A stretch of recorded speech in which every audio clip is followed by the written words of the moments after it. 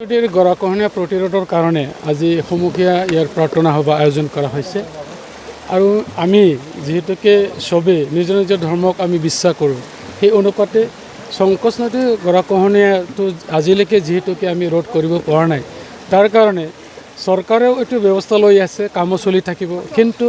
আমাৰ সবতকৈ ওপৰত আছে মহান এজন ঈশ্বৰ এই ঈশ্বৰে যদি আমাক সহায় নকৰে নিশ্চয় আমি তাৰ পৰা পৰিত্ৰাণ পাবলৈ সক্ষম নহ'ম তাৰ কাৰণে আমি বিশ্বাস ৰাখি পেলাই এই সংকোচ নদীটো ইয়াত আজি উপেন্দ্ৰপুৰত আমি এই আয়োজনটো কৰিছোঁ আৰু চবেই জানে এইটো যিটো ৰাইমনা নেশ্যনেল পাৰ্ক ইয়াৰ পৰা আৰম্ভ কৰি জাৰাগুৰি বা সংকোচ ব্ৰিজলৈকে এই দীঘল বহুত মানে গাঁও ইয়াত অঞ্চল বিস্তীৰ্ণ অঞ্চল আছে ইয়াৰ পৰা যদি আমি ক'বলৈ যাওঁ গাঁও হিচাপে ফুলকুমাৰীৰ পৰা আৰম্ভ কৰি ইয়াত হলদিবাৰী আছে বৰকপা আছে তাৰপিছতে এই যে উপেন্দ্ৰপুৰ তাৰপিছত আছে কাছিয়াবাৰী ঘাকচা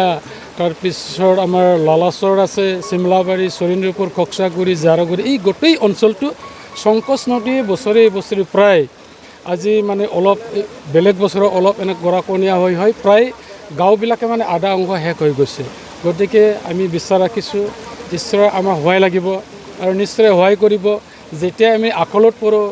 দুৰ্গতৰ অৱস্থাত আমি পৰোঁ তেতিয়া ঈশ্বৰে আমাক সহায় কৰে এইটো বিশ্বাসক লৈ আজি এই প্ৰাৰ্থনাটো আমি লৈছোঁ নিশ্চয় আমি বিশ্বাস ৰাখিছোঁ আমাৰ প্ৰাৰ্থনা ঈশ্বৰে শুনিব লগতে চৰকাৰেও কৰ্তৃপক্ষই এই অঞ্চলৰ ৰক্ষাৰ কাৰণে ৰক্ষণাবেক্ষণ দিয়াৰ কাৰণে নিশ্চয় সোনকালে কাম কৰিব কাম নকৰা বুলি আমি কোৱা নাই আমিও চৰকাৰৰ পক্ষতে আছোঁ অলৰেডি কিছুমান জেগাত মানে চেংচন হৈ গৈছে কিন্তু এই গোটেই অঞ্চলটো ৰক্ষা কৰিবৰ কাৰণে ইয়াত ডাঙৰ এটা ডিপিআৰৰ প্ৰয়োজন আছে ডিপিআৰ বনাই পেলাই ইয়াত যদি আমি একেলিটাৰে বান্ধ দিব পাৰোঁ এই গোটেই বৃহত্তৰ অঞ্চলটো বাচি যাব গতিকে আজিৰ যিটো প্ৰগ্ৰাম আছিলে এইটো আমাৰ প্ৰাৰ্থনা প্ৰগ্ৰাম আছিলে সমূহীয়া প্ৰাৰ্থনা